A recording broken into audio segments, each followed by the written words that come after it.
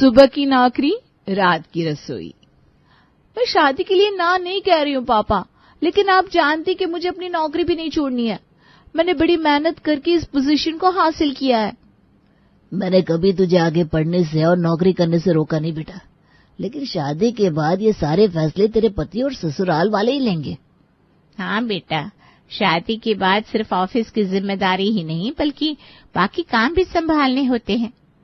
माँ, मैं सब कुछ संभाल लूंगी। मैं घर को भी अच्छे से चला लूंगी और अपने काम में भी किसी को शिकायत का मौका नहीं दूंगी, पक्का। ठीक है, अगर तेरी इतनी इच्छा है तो मैं कोशिश करूंगा कि मैं तेरे लिए ऐसा ससुराल ढूंढूं जो तुझे काम करने से ना रोके। थैंक यू पापा, मैं वादा करती हूँ कि मैं किसी को भी शिकायत का कोई मौका नहीं दूंगी। हमारी बिटिया अब कितनी सयानी हो गई है ना, देखते ही देखते अब इसकी शादी भी हो जाएगी। मुझे तो ये सोचकर अभी से रोना आ रहा है। माँ, रोना तो मुझे चाहिए कि मुझे अब दोनों को छोड़कर जाना पड़ेगा। अरे पगली, मुझे ना एक बात की खुशी है कि तुझे सब कुछ आता है। तो घर का काम, ऑफिस सब अच्छे से संभाल लेगी। बस अब तेरे लायक अच्छा सा कोई घर मिल जाए। नीलम पिछले 3 सालों से एक मल्टीनेशनल कंपनी में काम करती थी और अब उसके पिता उसके लिए लड़का देख रहे थे। लेकिन नीलम के बस एक ही शर्त थी कि वो नौकरी नहीं छोड़ेगी। हाँ माँ, मुझे कोई दिक्कत नहीं है। उल्टा मैं तो खुश हूँ कि मेरी पत्नी भी अपने पैरों पर खड़ी है। और आजकल तो सभी ऐसा करते हैं, पति पत्नी दोनों कमाते हैं तभी तो एक अच्छे भविष्य का निर्माण कर पाते हैं। पहले तो हम रसोई घर से और ससुराल वालों की सेवा से ही ऊंचे नहीं उठ पाते थे। हमारे पास तो खुद के लिए ही वक्त नहीं रहता था। लेकिन आजकल तो लड़कियों को सारे लड्डू हाथ में चाहिए। माँ, आजकल लड़कियां ज्यादा मेहनती हैं। वो घर भी संभालती है और अपना करियर भी। मुझे कोई दिक्कत नहीं है अगर मेरी पत्नी शादी के बाद भी काम करती है तो। अगर तुझे कोई परेशानी नहीं है तो फिर मैं विनोद जी को इस रिश्ते के लिए हाँ कह देती हूँ। विकास की राय को जानने के बाद जया ने नीलम का जो रिश्ता आया था विकास के लिए, उसके लिए हाँ कह दी। नीलम को शादी के बाद नौकरी नहीं छोड़नी पड़ेगी, ये जानकर उसकी खुशी का भी कोई ठिकाना नहीं था। सच पापा? अब तूने एक ही तो फरमाइश रखी थी, मैं उसे कैसे टाल सकता था। लेकिन बेटा देख, उन्होंने तेरी शर्त को माना है, लेकिन तू भी इस बात का ध्यान रखना कि उन्हें भी तेरी नौकरी की वजह से कोई परेशानी नहीं होनी चाहिए। मैं पूरी कोशिश करूंगी कि मेरा काम और मेरा ससुराल हमेशा ही अलग अलग रहे और मैं दोनों ही चीजें अच्छे से संभाल पाऊं। शाबाश बेटा, और हमें तुझ पर पूरा यकीन है कि तू सब कुछ हर लड़की की तरह नीलम भी अपने आने वाले कल के सपने संजो रही थी। उसने अपनी शादी के लिए ऑफिस से 15 दिन की छुट्टी भी ले ली थी अपने बॉस से। तुम शादी के बाद भी ऑफिस आओगे? तुम्हें यकीन है? सर, मैंने अपने ससुराल वालों से पहले इस बारे में बात कर ली थी। उन्हें कोई दिक्कत नहीं है अगर मैं शादी के बाद भी अपनी जॉब जारी रखूं तो। ये तो बहुत अच्छी बात है, क्योंकि शादी के बाद अक्सर हमारे ऑफिस में लड़कियों ने जॉब छोड़ दी है। मुझे खुशी है कि तुम्हारे साथ ऐसा कुछ नहीं हो रहा है। मैं 15 दिन के बाद फिर से ऑफिस ज्वाइन कर लूंगी सर। हाँ, आराम से अपनी शादी की तैयारी करो। आपको शादी में जरूर आना है सर। बिल्कुल बिल्कुल। नीलम अपनी शादी की तैयारी में बिजी हो गई।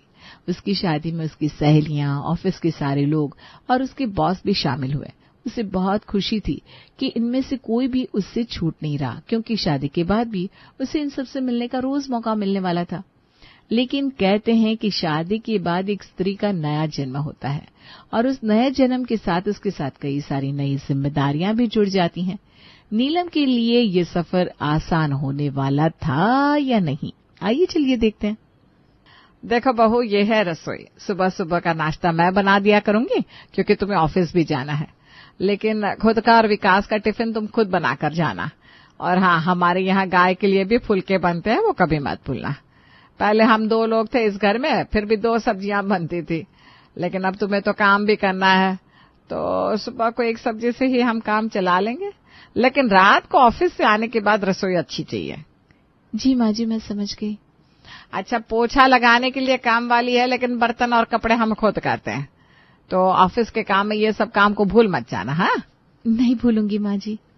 इस घर में सफाई बहुत मायने रखती है, इसलिए अपना कमरा, घर सब कुछ साफ सुथरा ही होना चाहिए। इस बारे में मुझे तुझे बोलना ना पड़े।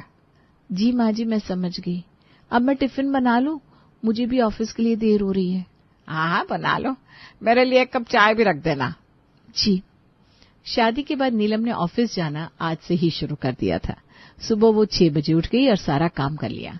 विकास और खुद का टिफिन भी बना लिया, लेकिन फिर भी उसे ऑफिस के लिए देर तो हो ही गई थी। क्या हुआ? 15 दिन के बाद ऑफिस ज्वाइन किया है, फिर भी लेट? अरे घर की इतने काम थे, ऑफिस की फाइल्स भी नहीं मिल रही थी, इसी चक्कर में लेट हो गया। 3 सालों में ये पहली बार है जो तुम लेट हुई हो। वेलकम टू ससुराल। हाँ उड़ा लो मजाक, लेकिन देखना मैं सब कुछ संभाल लूंगी, बस थोड़ा वक्त लगेगा। ठीक है, ये ले नई फाइल्स बॉस ने दी है। नीलम ने ऑफिस ज्वाइन कर लिया, लेकिन अब मुश्किल ये थी कि उसे ससुराल और ऑफिस दोनों संभालना था, जिसके लिए अब उसे पहले से कई गुना ज्यादा मेहनत करनी पड़ रही थी। पहले तो रात को घर जाकर खाने की थाली हाथ में देती थी माँ, लेकिन अब खाने की थाली सोचनी भी है और बनानी भी है। आज क्या बनाऊं खाने में? माँ जी ने कहा था रात को 2 सब्जियां बनाना, क्या बनाऊं? मैडम, शाम के 7:30 बज रहे हैं बहू, अभी तो तू ऑफिस से आई है, कब खाना बनेगा और कब मुंह में जाएगा? नहीं माँ जी, मैं सब कुछ जल्दी से बना दूंगी, आप बस बताइए क्या क्या बनाना है। अरे वो भी मुझे बताना होगा? मैंने तो सोचा था मुझे सिर्फ सुबह का खाना ही सोचना होगा, यहाँ तो तू सब कुछ मेरे सर ही डाल रही है। ठीक है माँ जी, मैं बना देती हूँ। और जल्दी बनाना, विकास भी बस आता ही होगा। नीलम ने रात को दाल चावल, आलू की सब्जी और रोटी बना दी खाने में, लेकिन इससे रेखा कुछ खास खुश नहीं लग रही थी। क्या हुआ माँ, आप ठीक से खाना नहीं खा रही हैं? नहीं बेटा, आजकल मुझे दाल चावल कुछ खास पसंद नहीं है, इसलिए मन नहीं हो रहा है खाने का। मैं आपके लिए कुछ और बना के लाऊं क्या माँ जी? अरे बेटा, तूने यही मुश्किल से बनाया है, इतना वक्त तो तुझे ऑफिस में ही लग गया, अब और कुछ बनाने जाएगी तो सुबह हो जाएगी। सॉरी माँ जी, आगे से मैं कोशिश करूंगी कि कुछ अच्छा सा बना दूं। ठीक है, अब जो बनाए वही खा लेते हैं। नीलम के लिए नई जिम्मेदारियां हैंडल करना काफी मुश्किल सा हो रहा था, इस वजह से अब उसका ऑफिस का काम भी इफेक्ट करने लगा था। नीलम, तुमने अभी तक ये प्रेजेंटेशन तैयार नहीं की? ये तुम्हारी शादी के पहले की फाइल है। अब सॉरी सर, मैं कल तक कर दूंगी। तुमने 3 सालों में कभी भी मुझे शिकायत का मौका नहीं दिया, लेकिन मुझे तुमसे ये उम्मीद नहीं थी। Sorry sir. ये फाइल हमें कल तक क्लाइंट को दिखानी है, लेकिन तुमने आज भी पूरी नहीं की। कल तक? इसका मतलब तुम्हें याद ही नहीं कि हमें इस फाइल को कल तक देना है? सॉरी सर, मेरे दिमाग से ही उतर गया था। इतनी बड़ी लापरवाही तुम कैसे कर सकती हो? सर, मैं आज रात जाकर ये सब कुछ पूरा कर दूंगी। नहीं, अब ये काम मैं तुम्हें नहीं दे सकता। ये फाइल मैं किसी और को दे रहा हूं, और प्लीज काम पर ध्यान दो। सॉरी सर, मैं इतनी बड़ी गलती कैसे कर सकती हूँ? मैं इतनी इम्पोर्टेंट फाइल कैसे भूल गई? सर मेरे बारे में क्या सोच रहे होंगे? तभी फोन बजता है। जी माँ जी। आज रात को ताजी सब्जी लेते हुए आना, घर में कोई भी सब्जी नहीं है। जी माँ जी, लेते आऊंगी। और हाँ, आज जरा जल्दी घर आ जाना और कुछ अच्छा सा बना देना। जल्दी माँ जी, लेकिन आज मुझे बहुत काम है ऑफिस में। हाँ, तुम तो कहीं की अफसर हो ना, काम तो बस तुम्हें ही होता है, तुम्हारे जैसे समझ में आए वैसा करो। माँ जी नाराज लग रही थी।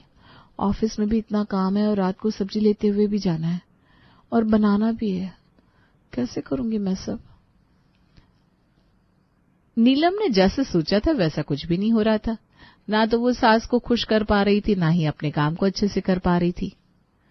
भैया, वो फाइल देना जरा। क्या क्या दे? अरे मेरा मतलब है वो टमाटर देना और वो भिंडी भी देना, और ये करेले कैसे दिए? अरे मैडम जी, एक एक करके कहिए, सब कुछ साथ में बोल रही हैं। एक वक्त पे एक ही काम कर सकते हैं हम। सॉरी भैया, वो मुझे थोड़ा लेट हो रहा है ना। ठीक है, बताइए क्या चाहिए आपको?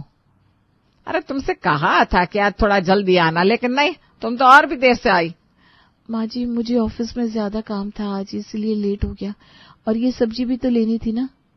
मैं अपने जमाने में घर में पापड़ भी बनाती थी, घर का काम भी करती थी और सास ससुर की सेवा भी करती थी।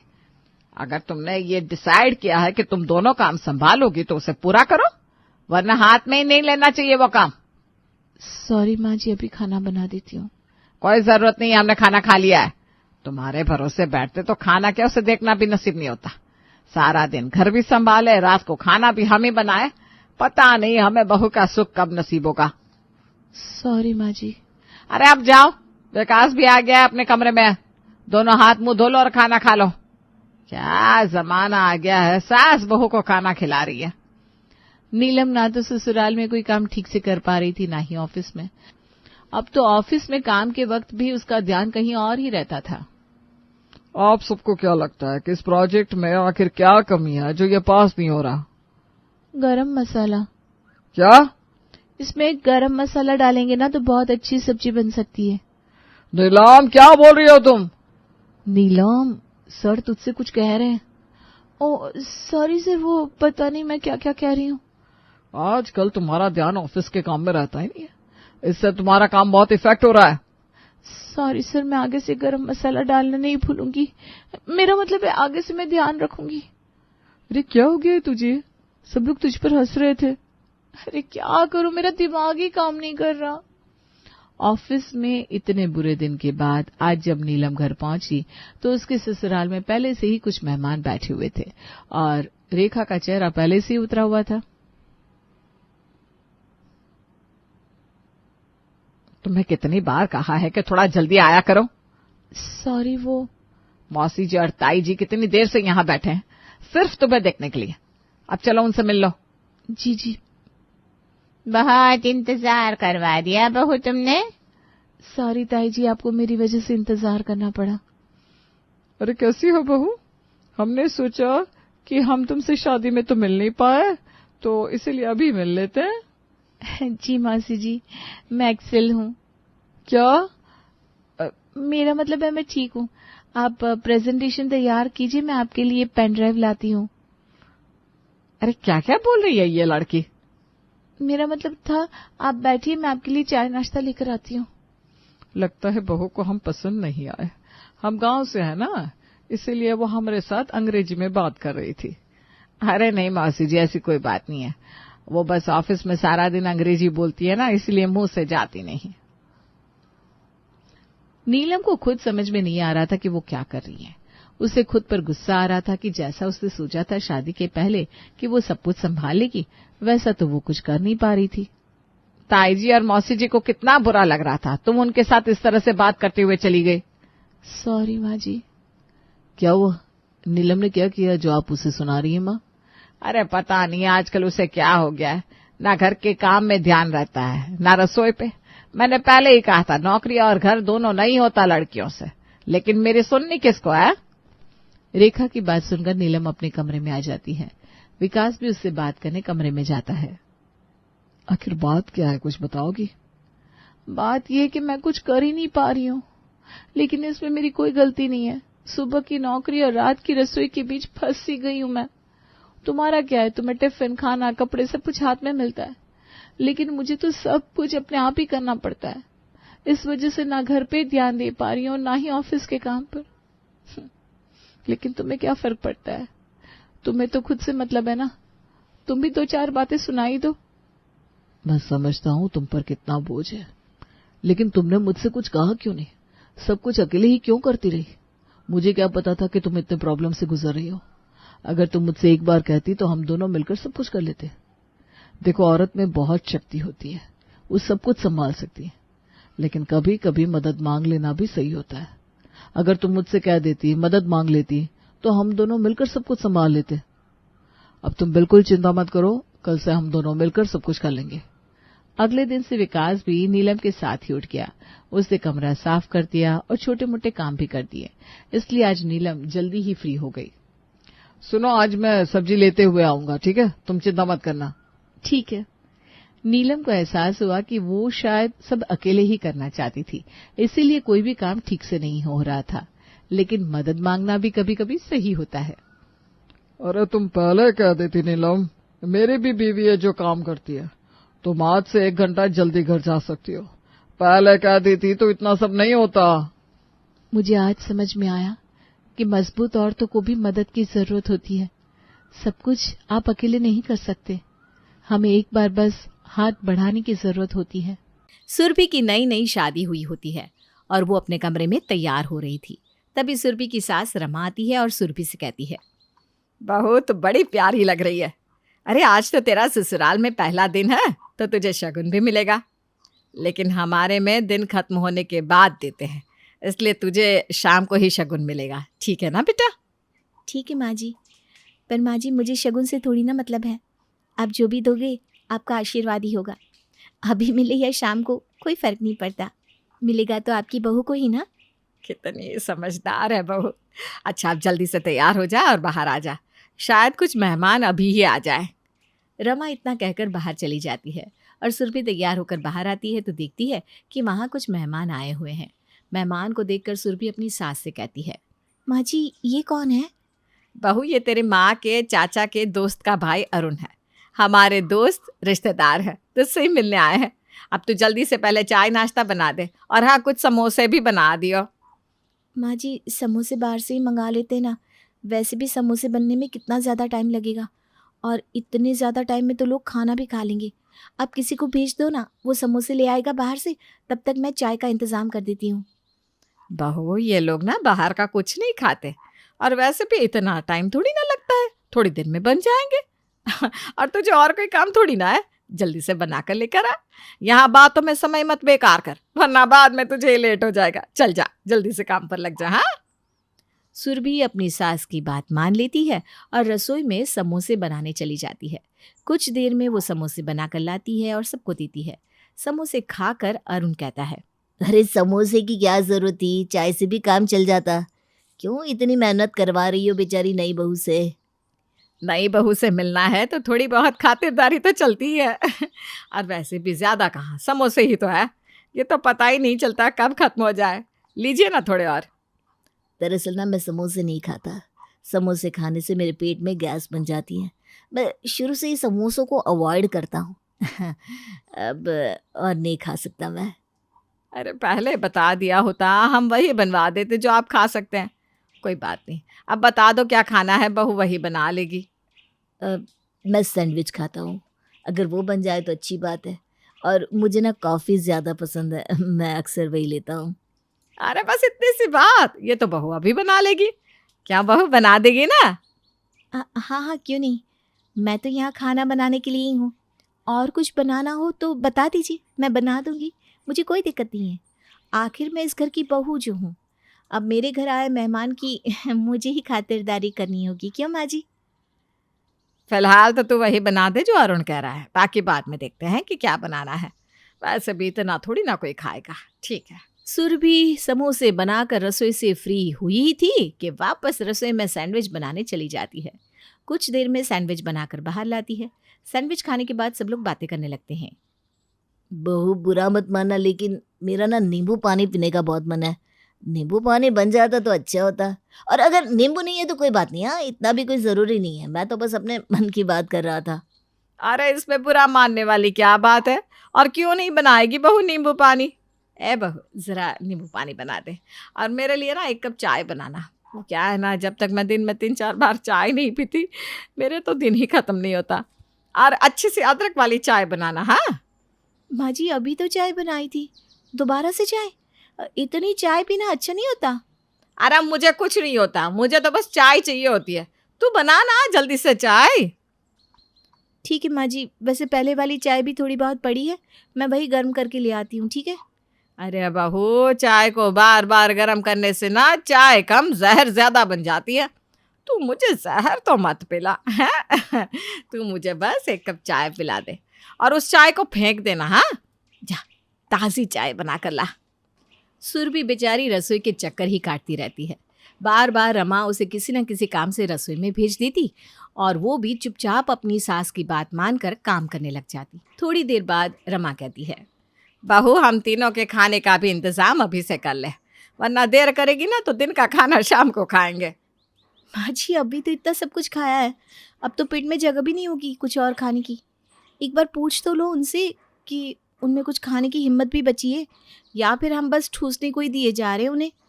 बहू तू भी पता नहीं कैसी बात कर रही है।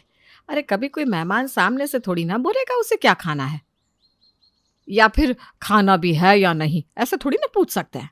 ये तो हमारा फर्ज बनता है कि हम उसके सामने सब ला कर रख दे, ताकि वो भी बेझिझक खा सके। तू भी ना हद करती है, ये कोई सवाल है? ठीक है, फिर बता दीजिए क्या बनाना है, बना दूंगी। एक काम कर, पनीर छोले और मिक्स वेज ये बना ले सब्जी में, और हाँ दाल भी बना लेना, साथ में पुलाव पुरिया और 2-4 रोटी बना लियो, और हाँ रायता भी, वरना उसके बिना खाना अधूरा लगेगा। माँ जी कुछ ज्यादा ही खाना नहीं बना रहे हम? अरे इतने खाने का होगा क्या? कहीं ऐसा ना हो कि खाना खराब हो जाए। कम बने लेकिन अच्छा बनना चाहिए ना, और अच्छा बनेगा तो वो खुद ही खा लेंगे। सच में ना बहू तो हद करती है। अरे ऐसे ही करती रहेगी तो तुझे कोई शगुन नहीं देगा, मैं खुद ही नहीं दूंगी। लोगों को खुश करेगी, उनका पेट भरेगी, तभी तो तुझे अच्छा शगुन मिलेगा ना। आई बात समझ में? सुरभि अपनी सास से परेशान हो रही थी क्योंकि उसकी सास बार बार उसे काम पकड़ाई जा रही थी। वो रसोई में जाती है और खुद से ही बातें करने लगती है। माँ जी भी ना हद कर रही है। और इतना सारा खाना कौन बनवाता है, वो भी एक बंदे के लिए? मुझे तो समझ में नहीं आ रहा कि करना क्या चाहती हैं। बार बार बोल रही हैं शगुन मिलेगा, शगुन मिलेगा। इतना सब करने के बाद मुझे शगुन में 10,000 तो मिलने बनते ही है। क्या पता मिल भी जाए, तभी तो माँ जी मेरी परीक्षा ले रही है।